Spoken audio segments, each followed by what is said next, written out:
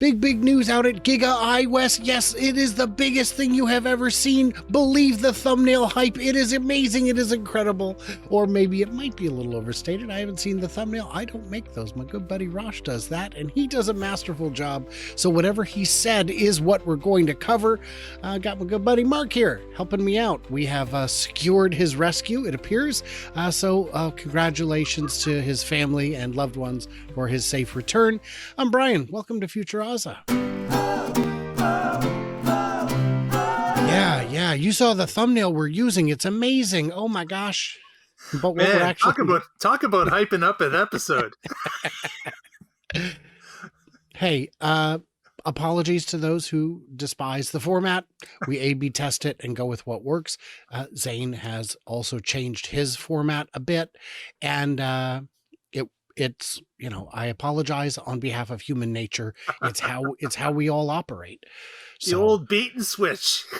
No, but I don't permit bait and switch. If I see that, I tell him to tone it down.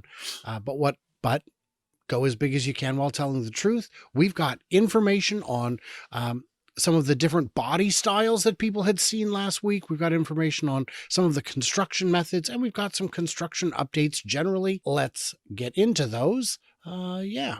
And I should mention that we have 2 more rehearsals from a play before final dress rehearsal on Thursday, and we're looking good. We are looking getting down to the wire. Yeah, a couple flubs here and there that an audience would be unlikely to notice because we're all pretty seasoned at this point. Although my experience is stale by 32 years. I haven't been on stage. But I do enough presentations that I don't get stage fright. And also I can't see the audience. We're blinded by the stage lights. It's wonderful. Should we talk about iWest? I think we should. Maybe. For those who don't know, the renders of the building say iWest on the roof, and someone had pointed out, I think that's semi. It's just upside down, and no, we determined that it's iWest. We've looked at that extensively. Yeah, that's not the case. That's not the case. So this video from Zangler, the Tesla Semi Advocate. And again, I don't play the videos. I tell you to go watch the videos. Please show your love and support. He does great work, and without him, we are blind. But he does give me permission to show the clip. I mean, he gave me permission to show the videos, but I think as a moral perspective, it's better not to. This is the building next door. This is where the semis are being built currently. So we've got, this is some of the stuff we looked at last week, and he caught something new this week. What he caught was over on this side of the building here. So here you can kind of see the trucks, and people notice some of these are different lengths. We will get closer up on that in a minute. They are not different lengths. These are just trailers. These are all the same size and spec, it appears. But what he noticed is over here, we've got some new cabins and space frames. So the cabin is this part, and the space frame is what goes just behind it to create a aerodynamic shell forward of the trailer. So there's a better shot of the space frames and cabins. So, and he figures there's at least a dozen new trucks being built based on just what he sees right here. And I think that assessment is quite reasonable. Yeah. Yeah. Uh-huh. And notice that they're natively black. That's the native color. Yes. So here you can kind of see the trailers a bit better.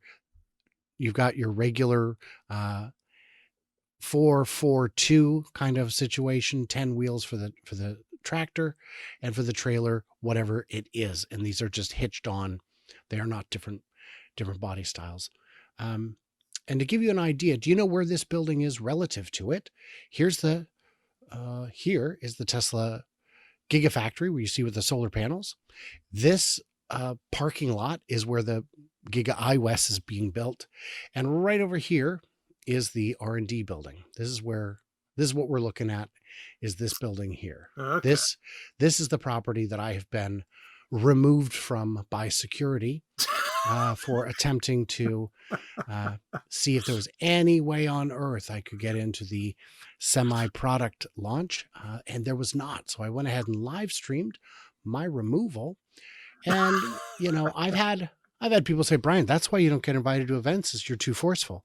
And I also have people say I don't get invited because I'm not forceful enough, because I don't take enough initiative.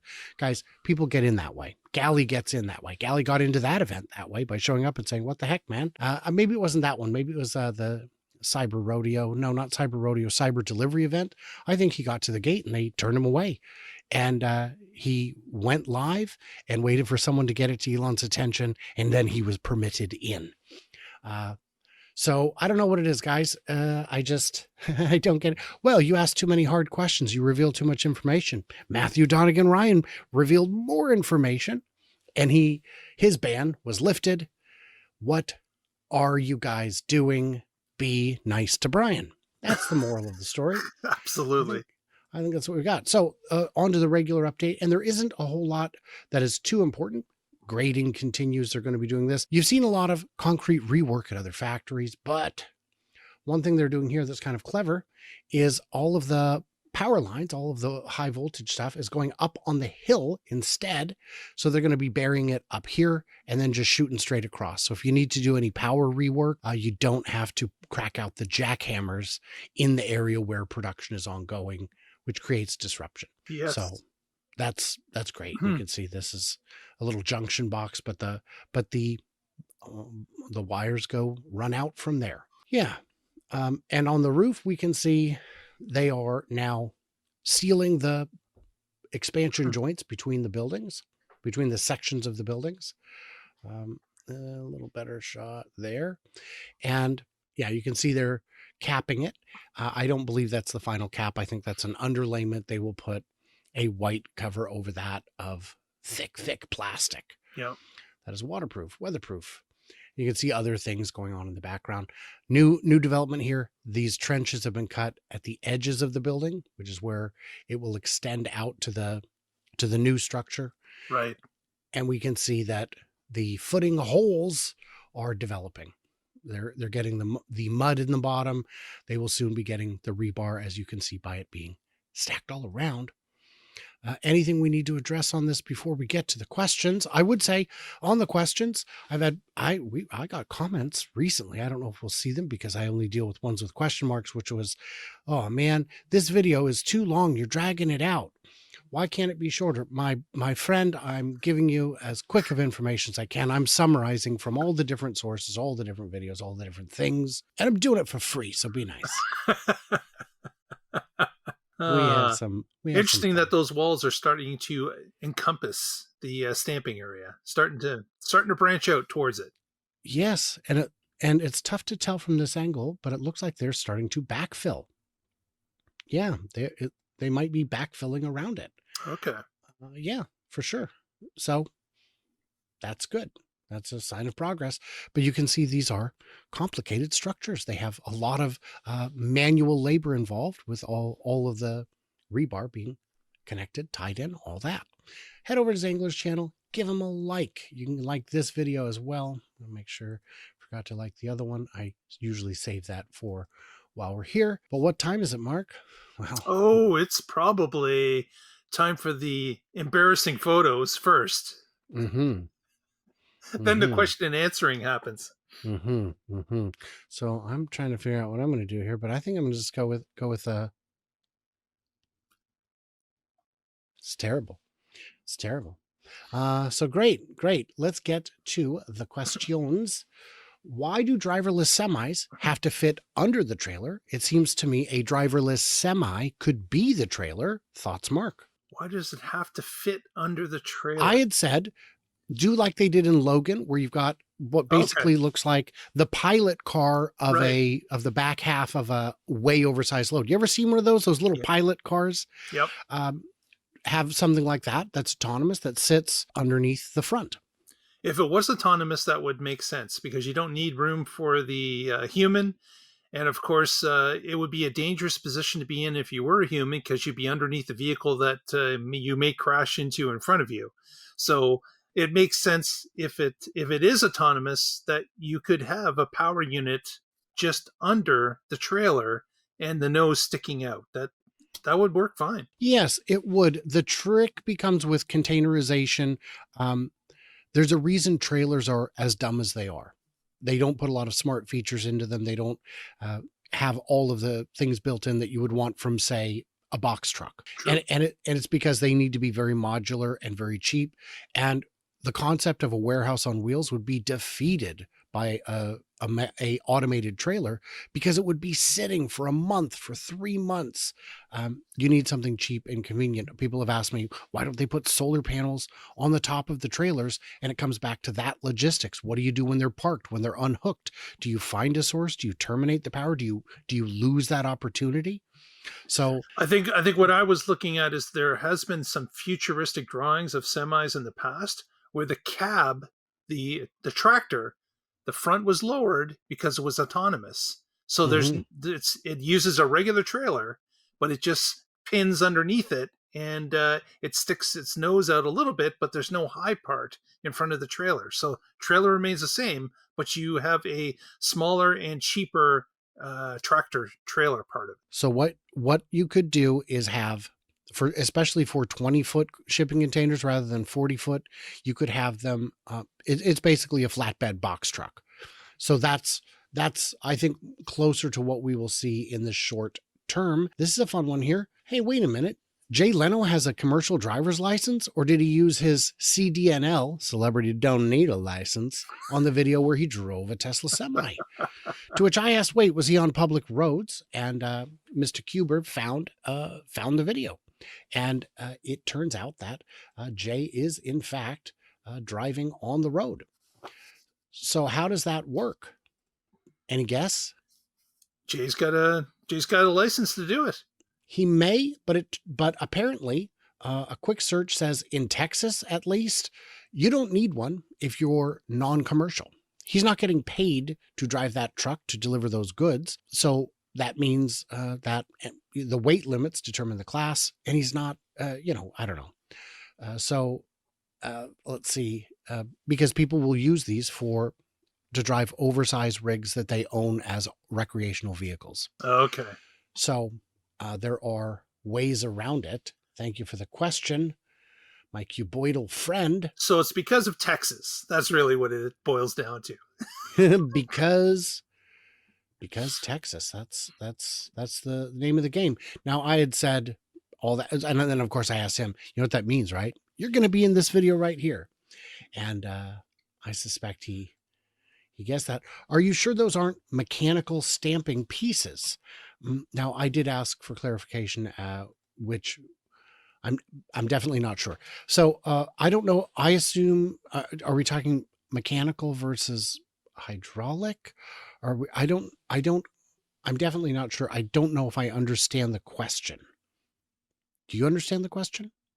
Is this about casting or mechanical stamping? I don't know what the question is. To clarify, the only parts that would be cast at a facility like this would be like control arms. We're not looking at segments of the body being cast. It doesn't appear right for the use case, especially with the size the castings would need to be.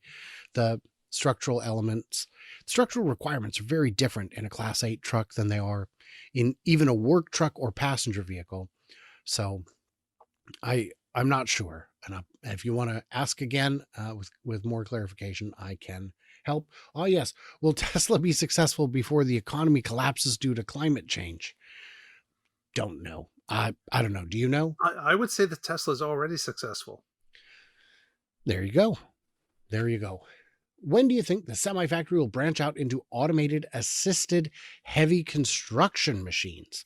This is another play on the dump truck and garbage truck that we've talked about in the past. I think that when the market dictates that there's sufficient enough possible sales to move into those other aspects, they'll do it.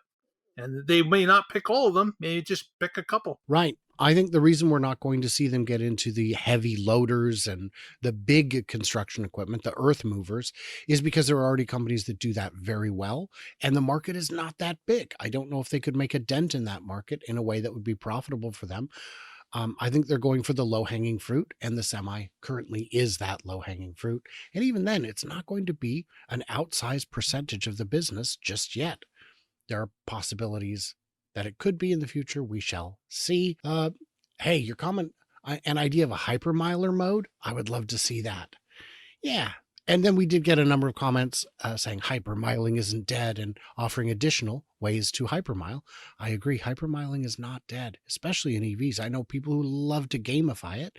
And in the Tesla screen, there's a little graph you can do that will show you your energy consumption over the course of your journey. If you have set a destination, it'll try and predict.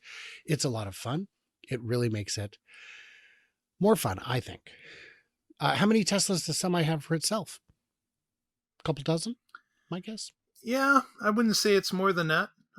We do see them on the road occasionally, but they don't clearly number them from the outside, so you don't really know if they've got a count on them. But yeah, I would say a couple dozen. Yeah, that's my guess. They do regular runs between Nevada and Fremont to deliver batteries. Yes, what is the high desert equivalent of just a mud field? Just a tumbleweed? Just a rabbit hole? Just a dustpan? Just a dust bin? Oh, a dust. They're just farming dust devils. That's what they're doing. Yep. That's what they're doing. Already kind of running long, but who cares? If you don't like it, you don't have to watch. Is it true that over the time of an average human's life, we each consume 1.5 cars? Part by part, of course. R.A. Monagold clearly recognizes our expertise in accidentally eating things while we sleep. I don't know if it's a car and a half. Oh, man, I hope not. Not all at once, Mark. No, in pieces, yeah. Right. I mean, some people obviously all at once. Working on a tire tonight. Okay. Unfortunately, that is how some people pass away. So don't do that. Is there any point in commenting 80% get removed? To which I said, I can't imagine that this GPS Financial has been a regular commenter. And I said, I can't imagine you're posting anything that YouTube would remove before I see it. And I don't recall removing anything, but I know a lot of comments, even my own comments sometimes don't appear. So I don't know if that's a technical problem or some discrete moderation we don't see. And he said, yeah, I don't know what YouTube's trigger words are, but I doubt I comment in a way that many would find delete worthy.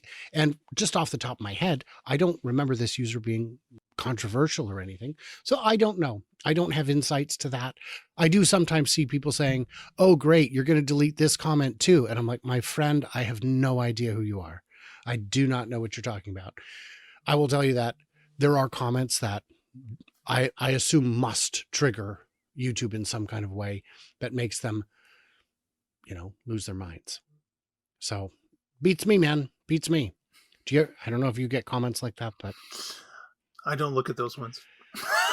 I usually don't look at the invisible comments. I find them difficult to place my eyeballs on.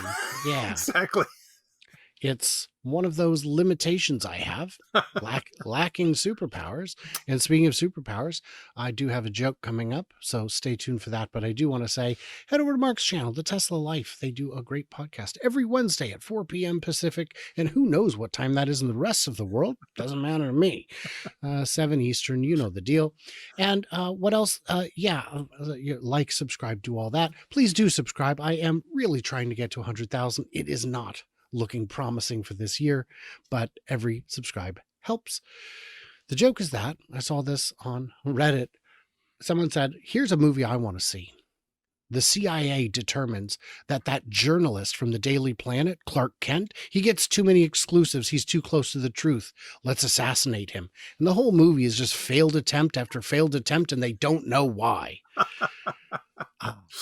Yeah, it's that Clark Kent with the glasses. That's all it takes to fool everybody. Oh, he's very sneaky. It's a thorough disguise. The trick with Superman is, unlike all the others, Superman is his true identity and Clark Kent is the alter ego. Oh. Yeah, Clark Kent is the disguise. What did we miss? What did we misunderstand? Leave it in the comments below and stay tuned, stay juicy. I cannot wait to hear from you, clever robots, on the flippity flop. But I did have one more Superman thing I wanted to say, which is that I bet not only is Clark Kent clumsy, like if he goes to twist the jar, it's the wrong direction, he just breaks the jar. Clark, you're so clumsy. But I bet the guy doesn't know how to work a microwave. Does he even own a microwave? Because he can heat up his water on his own. He can heat up them leftovers by looking at them. True. I bet, yeah, he's at a friend's house and they're like, oh, just pop it in the microwave. He's like, oh, gosh, here we go. Okay. But the I problem can, is the I'll do container that this. it's in, he will burn a hole through it anyway. So My microwave doesn't. I don't. no, but we're talking about his eyes. He just That's true. I believe they're infrared rather than microwave. So it's all about you guys. Let us know in the comments which part of the spectrum is Clark Kent's radiation vision. Because we know he's got X-ray perception. I don't know if he can emit them. I'm not sure. I think he can. It's very, very good eyes. Thanks for sticking around for not one but two deep dives into Superman.